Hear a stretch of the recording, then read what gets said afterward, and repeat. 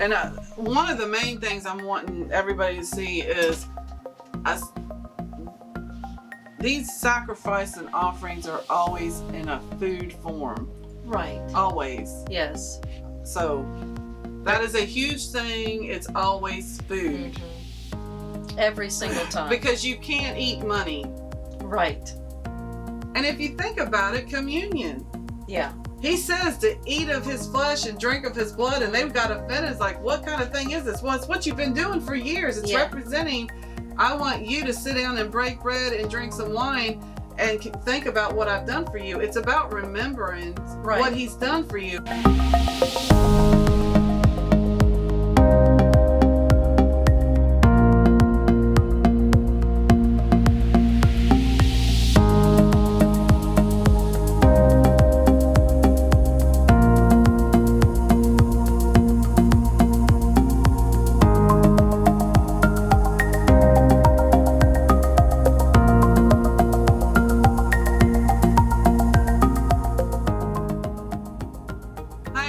Welcome back to Lolli&Lizzi. We are searching his truth, and we are going to dive into the tithe eventually, but we're going to start off talking about offerings and sacrifice and offerings and first fruits. So this is probably going to be another series, and we're going to focus on everything I didn't believe. Well, everything I don't believe anymore, I guess. Right. Now, the sacrifice and offerings and the first fruit, not so much the first fruit, but the sacrifice and offerings, there's so much detail of so many different types. Right. Yeah, it's like we're really going to skim the surface of that because there's only a few points I'm truly trying to make. Right. And it gets overwhelming, and other than the fact that you have to translate it into what Christ did for us, it doesn't apply to us now. So to deep dive into all those laws and traditions, it's just information it's there if you want to deep dive into it, but it's not significant to what we're trying to say. Because they had a sacrifice for everything. Right. As long as you understand the concepts of what was going on and why. Yeah. That brings to me enough to show what should be now, what we should be doing now. Okay, so just to get started, so the word translated to sacrifice or offering, that word, when you look at the root word of it, and I'll put these on the screen, I'm not going to attempt to read anything. The root to that word means to draw near to God. So the whole point of the sacrifice was, to draw near to God. And that word for offering, it's also offering, oblation, and sacrifice. So one thing I didn't realize was you could not just do sacrifices anywhere. And I think before the temple was built, they had the tabernacle, which was basically like a tent. Right. And they would do sacrifices, but he said you have to do them within a certain tribe. And, eventually he calls on Levi, tribe of Levi. Mm-hmm. And that's the only place where he puts his name is the only place you can do a sacrifice. So you have to, the only one that can do a sacrifice, a sacrificial offering, is the high priest.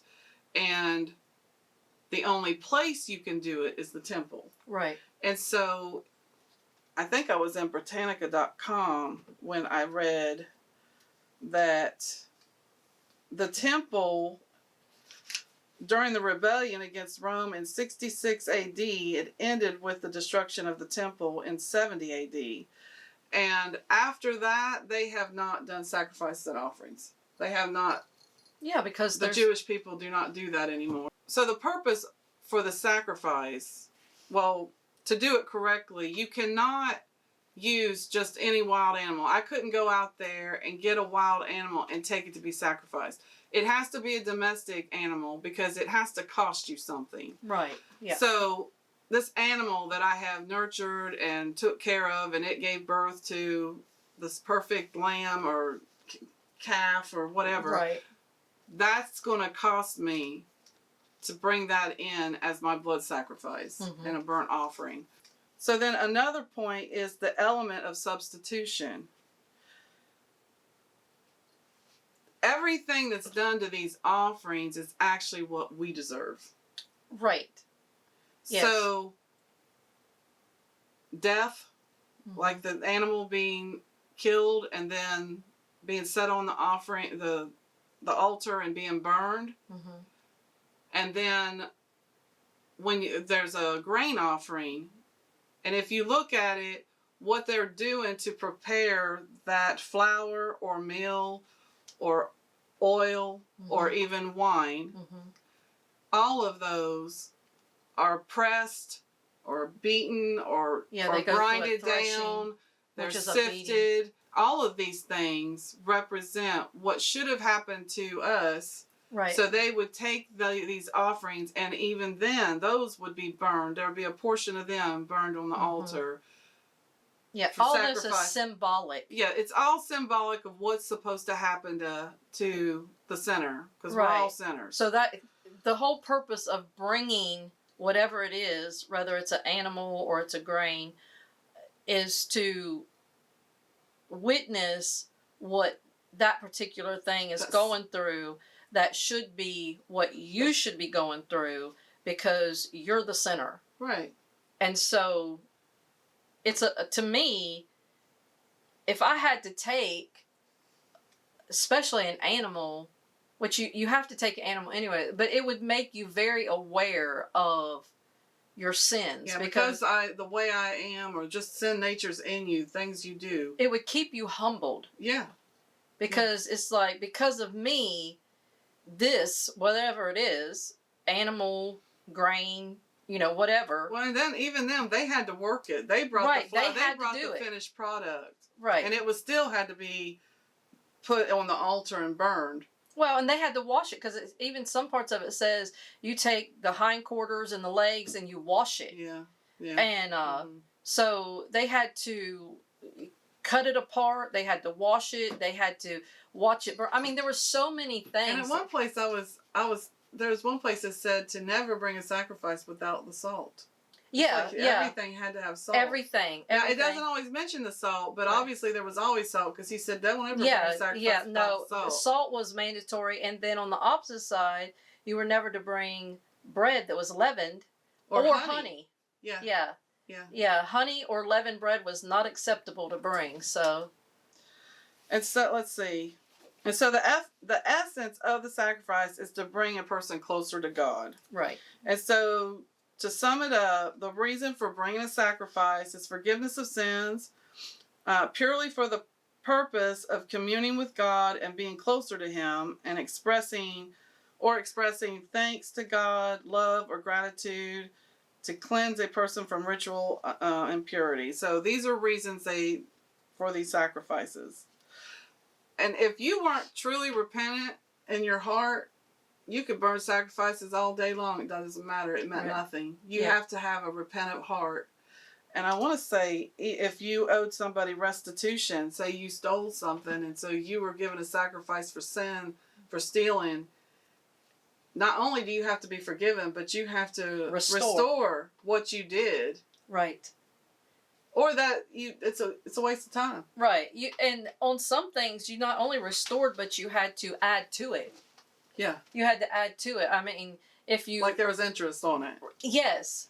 Yeah. Like if you stole someone's livestock, you may have to give back what you stole of equal value, and then give an additional animal or something. So, yeah. And then you could go... You could go on and on and on. So I'm going to kind of mention some of these, but I am in no way a scholar on this stuff. Right. And I'm just going to kind of go through some of, just some points about them. What it said about the burnt offering. Now, some of this I got off of a website that was actually, let me see if I can find that. So some of these things that I'm reading, that facts about this, that I got it off of the Jewish virtual library. So some of these come directly from Jewish people that know a lot more about this than I do. So the burnt offering represents complete submission to God's will. To me, the burnt offering reminds me of salvation. Mm-hmm. You're giving yourself over to God's will and submitting to Him. Right. And it says no part of that should be eaten. The entire offering is given to God. It expresses a desire to commune with God and atone for sin. And so a lot of times He'll say, you're not allowed to touch any of it. And then sometimes it's like you can have the meat, because a lot of these sacrifices, the either nobody gets it because it's totally to God, like this one. Right. Or sometimes He'll say you can eat it, but not the fat or the blood, which nobody's ever to drink the blood or eat the blood, but the fat, He says, is His. Right. So but sometimes it's like it doesn't matter, you can eat the whole thing. And so sometimes it's just the priest can eat it. Sometimes it's the priest and whoever's offering it. Mm-hmm. And then sometimes they even say even your family. So it just really depends on what the type of offering it is. The type and what's going on. Mm-hmm. So yeah. But you have there's also, I noticed in New King James, it'll call it the grain offering, but in King James, it'll call it an oblation or a meat offering, which is hilarious because the grain offering, there's really no meat involved. Yeah. So I don't know why they do that, but the grain offering, let's see, it's described in Leviticus 2:1-3, but it says grain offering of fine flour, oil, and this one even has frankincense, brought to Aaron's son, a portion, burn it as a memorial on the altar, an offering made by fire. It is most holy of offerings. I guess the burnt offering, because it seemed like I thought he was saying only the grain offering. Mm-hmm. And at first that didn't make sense to me until I thought about what happens to the grain before it goes to be burned. Yes. I mean, so I don't want to see an animal die, but their crap's over pretty quick. As far as, they're killed pretty quick. I think they cut their throat or something. Yeah. But they're killed pretty quick, and then they're put on there, and by then they're dead. They don't feel anything. Right. But the grain and stuff is beat. Yeah. And pressed and everything else. Yeah. So I thought, well, I can see why that would be holy, because it takes on a lot of what we see in Christ. As we say, it's a very good visual of what Christ went through. Mm-hmm. So then you have so you have the burnt offering, the grain offering. Then there's a peace offering, which is expressing thanks or gratitude toward God for His bounties and mercies. Then there's a sin offering to atone for sin, obviously. But there's something that you do if it's unintentional. Right. But then if they realize or you realize it wasn't unintentional, you have to turn around and do another true sin offering, because now it's like a guilt offering. Right. Because you are guilty of the sin. Like, if you touched something that was sacred and holy in the temple, and you didn't realize you wasn't supposed to touch it, you now have to replace it and do a sacrifice. But it's not as much as if you knew it was unholy, you wasn't supposed to touch it, or not. Yeah, intentional. It was holy, and you intentionally touched it. Yeah, it's like, don't touch that Bible. I can't help it. I got to touch it. Then it's like, okay, now you got to go start over. And from what I was reading, because you get different words in different and translations and stuff, but I think the guilt offering is the same as the trespass offering. So like I said, they go on and on and on, and I'm not, it's amazing. So then there's also, and I didn't know this, there's a drink offering. And the two examples is, one is in Genesis 35:14, Jacob pours out oil, and it's called a drink offering. And then in Exodus 29:38, it's described, they're given an offering with lamb, flour, a hin of beaten oil, and a hin of wine. So wine can even be part of a drink offering. So that's odd. But if you look at these things, the lamb, the flour and oil is the bread, and then you've got the wine. It's like everything represents Christ. Yeah. Every bit of it. And one of the main things I'm wanting everybody to see is these sacrifice and offerings are always in a food form. Right. Always. Yes.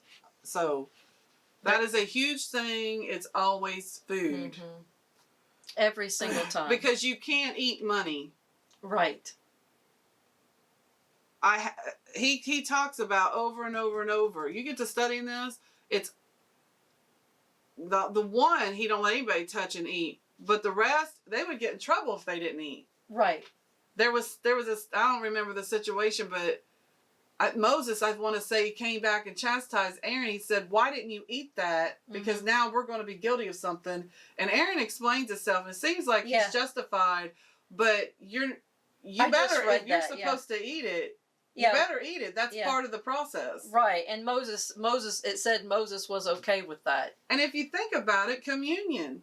Yeah. He says to eat of his flesh and drink of his blood, and they've got offended. It's like, what kind of thing is this? Well, it's what you've been doing for years. It's representing, I want you to sit down and break bread and drink some wine and think about what I've done for you. It's about remembering what he's done for you. And a lot of this, what I'm fixing to get into, it's about remembering when he does stuff for you, when he sacrifices for you, or he opens up blessings for you. He wants you to sit down and remind yourself and give him thanks. Right.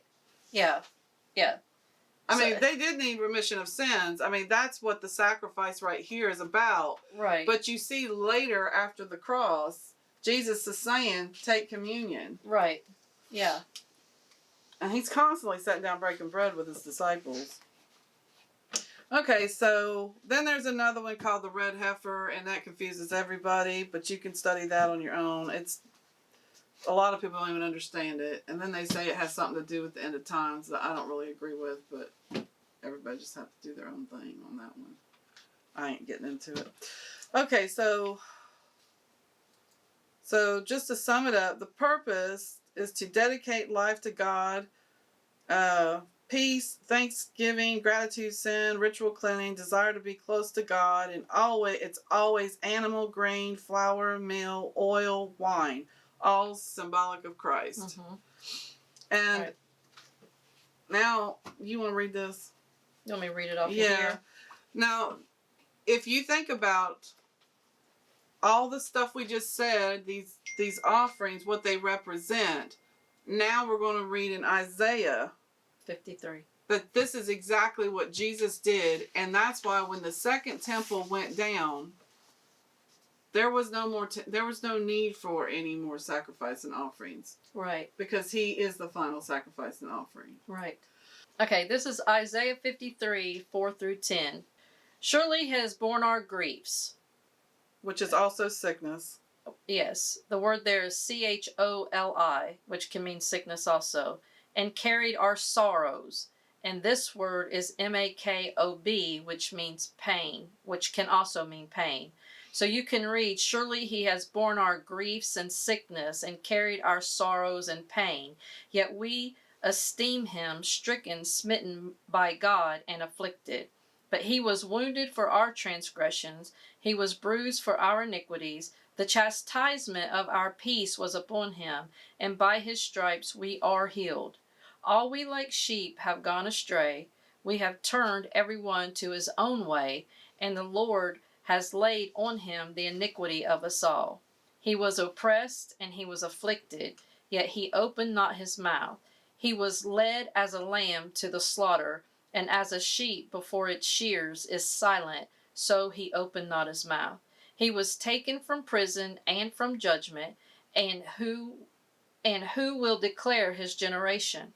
For he was cut off from the land of the living. For the transgressions of my people he was stricken. And they made his grave with the wicked, but with the rich at his death, because he had done no violence, nor was any deceit in his mouth. Yet it pleased the Lord to bruise him. He has put him to grief. When you make his soul an offering for sin, he shall see his seed, he shall prolong his days, and the pleasure of the Lord shall prosper in his hand. So everything you see in there, it's talking about the transgressions, the grief, the sorrow, the afflicted, the sin, I don't care what you say, even the peace, Mm-hmm. everything. You can tie back. And he was beaten like the wheat. Mm-hmm. Yeah. He was bruised and beaten Mm-hmm. and hung on a cross Mm-hmm. and died, Mm-hmm. shed blood for our sin. Right. Yeah. Everything that you see there can be tied back to the original sacrifices for sins.